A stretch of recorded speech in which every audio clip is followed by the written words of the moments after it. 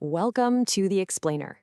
So today we're going to take a look at one single super high-stakes cricket match. Why? Because it actually uncovers this billion-dollar secret, a controversial system that decides who plays who in a World Cup, long before the first ball is even bowled. All right, so let's set the scene here. We're at the final Super 8 match of the 2026 T20 World Cup. It is a nail-biting, winner-take-all showdown between two of cricket's absolute giants. So for New Zealand, this is it. I mean, it is everything. They have to win to get into the semifinals. A loss, and they're on the next flight home. Meanwhile, for England, they've already punched their ticket.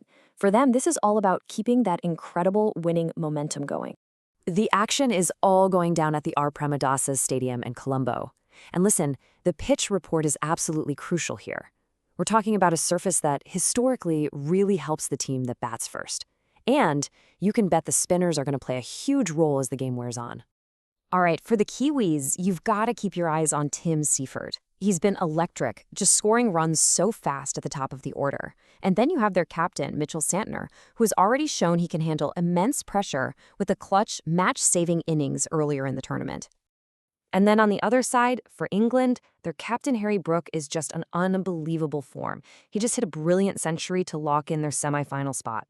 And you absolutely cannot ignore Will Jacks, their star all-arounder who's a threat with both the bat and the ball. So you've got this massive game, right? Huge implications. But wait a minute, how did we even get here? Well, this match is the grand finale of a stage called the Super 8s. Okay, so the way it works is this. The tournament kicks off with 20 teams in a group stage. The top 8 teams move on to what's called the Super 8s, where they're split into 2 new groups. If you finish in the top 2 of that group, boom, you're in the semifinals. Sounds simple enough, right? Well, this is where it gets interesting. The way the tournament is structured behind the scenes is not what you might think, and it brings up this really critical question about fairness that, honestly, a lot of fans don't even know is a thing. The whole thing comes down to this really controversial system that operates in the shadows, and it's called pre-seeding. So what on earth is pre-seeding? Well, instead of your performance in the group stage deciding your path, top teams are just given a slot. For example, India might be pre-seeded as A1. That means it doesn't matter if they finish first or second in their group, they still take the A1 spot in the Super 8s. It means their path is kind of set in stone before a single ball is even bowled.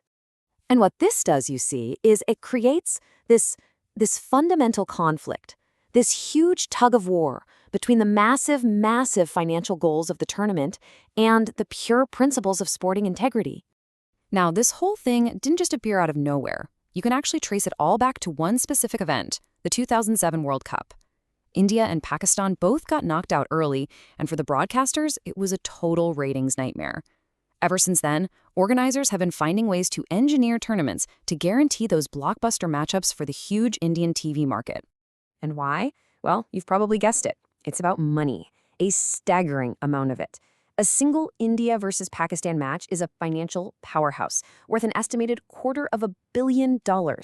Just one game. Now, this kind of focus, it obviously hasn't gone unnoticed by the fans, and it's led to some pretty fiery criticism online. As one person on Reddit put it, they see a system that's just putting profits ahead of fairness. So, when you boil it all down, here's what the critics are saying. Pre-seeding feels like a way to rig the tournament. It guarantees those big money matches, it lets them fix schedules for TV audiences, and in the process, it can create seriously unbalanced groups, which just completely undermines the idea of a level playing field. Okay, but it's not just a simple story of greed, right? Whenever you're talking about billions of dollars and global logistics, things are always a bit more complicated than they look on the surface. So people who defend the system, they point to some pretty hard realities. Broadcasters shelling out billions of dollars have some legitimate requests about scheduling. You know, having a fixed schedule also makes the incredibly complex travel logistics manageable for teams and for fans. They even argue it can lead to fairer games by avoiding things like nighttime dew. And let's not forget, players want bigger paychecks, which pushes administrators to find that money somewhere. But here's a direct consequence that a lot of people just can't get past, something that feels genuinely unfair. You get these lopsided Super 8 groups. You can end up with one group absolutely stacked with the top-performing teams, a true group of death, while the other group gets a potentially much easier path to the semis. So your reward for winning your group could be a much tougher road ahead. How is that fair? Okay, so let's bring this all the way back to where we started, that match between New Zealand and England.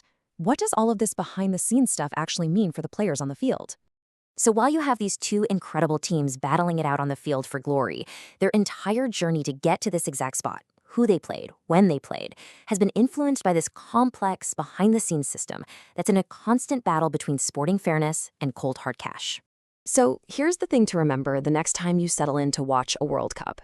The amazing action you see on the field, it's just one part of the story. The what, when, and where of every single match is deeply connected to billion-dollar deals and logistical puzzles most of us never even think about. It just goes to show that in modern sports, the idea of fairness isn't always so black and white. And it really leaves us with this one big, kind of provocative question. In the high-stakes world of modern global sport, when billions of dollars are on the line, who is the real winner? The team lifting the trophy or the suits counting the profits?